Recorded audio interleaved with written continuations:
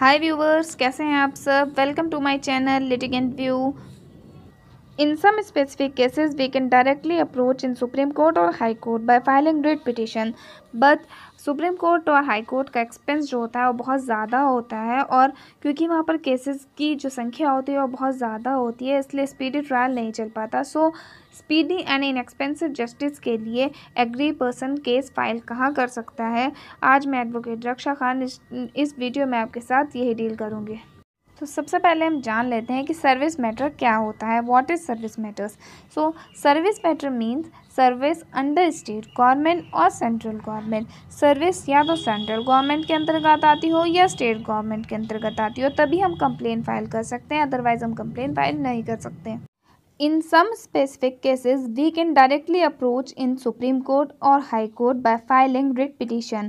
But after 42nd Amendment 1976, हमारे Indian constitution में एक पार्ट 14A ट्रिब्यूनल जोड़ा गया, जिसमें 2 आर्टिकल्स 323A और 323B को जोड़ा गया। 323A एडमिनिस्ट्रेटिव ट्रिब्यूनल से रिलेट करता है, जिसमें एडमिनिस्ट्रेटिव ट्रिब्यूनल में वह डिस्प्यूट आते हैं जो हमारे सर्विस के selection, retirement, pensions, allowances etcetera से रिलेटेड होते हैं। जितने भी हमारे सर्विसेज के डिस्प्यूट्स होते हैं वह हम एडमिनिस्ट्रेटिव ट्रिब्यूनल में डाल सकते हैं। Under the control of the government जो पर्सन्स अपॉइंट हुए हैं, उनकी recruitment and conditions of service से रिलेटेड जितने डिस्प्यूट्स हैं और कंप्लेंट्स हैं, उन पर एडजुडिकेशन के लिए क्षेत्राधिकार रखने के लिए ही under article 323A CAT established हुआ। In pursuance of article 323A the parliament passed the act administrative tribunal act 1985. Act authorized the central government to establish one central administrative tribunal and the state administrative tribunal. Central services से जितने issues होंगे उनके लिए central administrative tribunal establish करे, और state services के जितने भी इश्यूज़ होंगे उसके लिए स्टेट एडमिनिस्ट्रेटिव ट्रिब्यूनल इस्टेब्लिश करे। This act opened a new chapter in the sphere of providing speedy and inexpensive justice to the aggrieved person.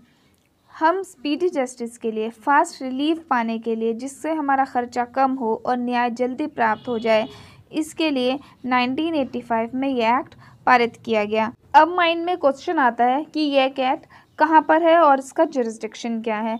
जो प्रिंसिपल बेंच इन दिल्ली में इसके प्रिंसिपल बेंच है, and different benches in other state, अलग अलग state में अलग अलग बेंचेस हैं।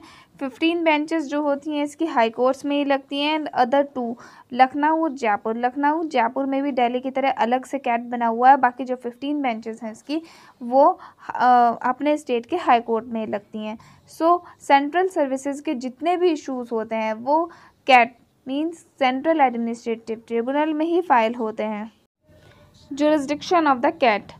The following categories of civil servants fall within the scope of jurisdiction of the CAT. CAT cover करता है नंबर 1 ऑल इंडिया सर्विसेज को।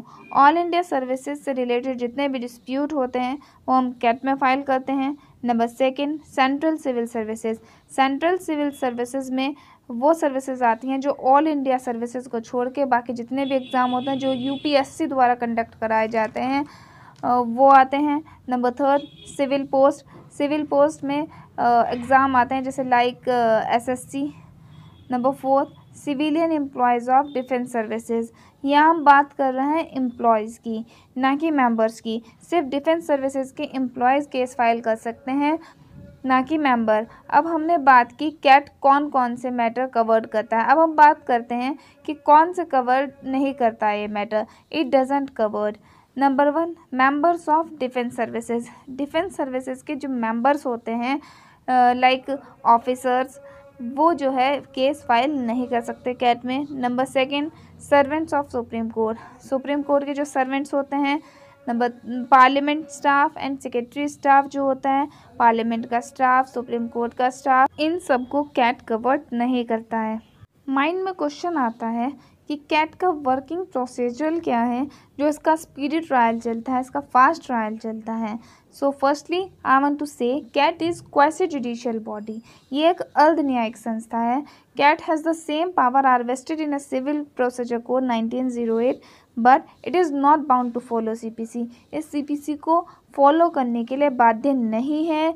It is guided by the natural justice. ये natural justice से, प्राकृतिक न्याय के सिद्धांत से गाइडेड होता है और नेचुरल जस्टिस को फॉलो करने के लिए बाउंड है।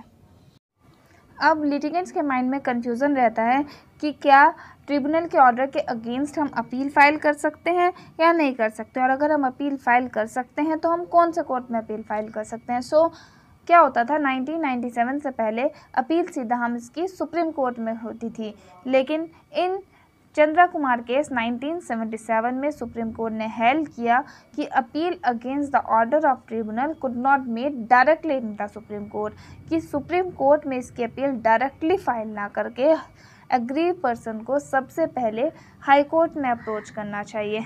सो सबसे पहले कैट, उसके बाद उसकी अपील जो होती है हाई कोर्ट में, हर हाई कोर्ट के बाद हाई कोर्ट की अपील हम सुप्रीम कोर्ट में कर सकते हैं। कम खर्च में फास्ट रिलीफ के लिए, एग्री पर्सन के स्पीडी एंड इनएक्सपेंसिव जस्टिस के लिए 1985 में कैट स्टैब्लिश किए गए। एग्रीड पब्लिक सर्वेंट को सबसे पहले कैट में अप्रोच करना चाहिए। उसके बाद अगर हमें कैट से जस्टिस नहीं मिल पाता है तब इसकी अपील में हम हाई कोर्ट और सुप्रीम कोर्ट जा सकते हैं। हमारे चैनल लिटिगेंट व्यू का उद्देश्य सभी लिटिगेंट्स तक कानून की जानकारी पहुंचाना है। सो अगर आपने हमारा चैनल अभी तक सब्सक्राइब नहीं किया है, हमारे चैनल को सब्सक्राइब कर लें और बेल आइकन को क्लिक कर लें ताकि हमारी आने वाली नई वीडियो की नोटिफिकेशन आपको सबसे पहले मिल जाए। Thank you.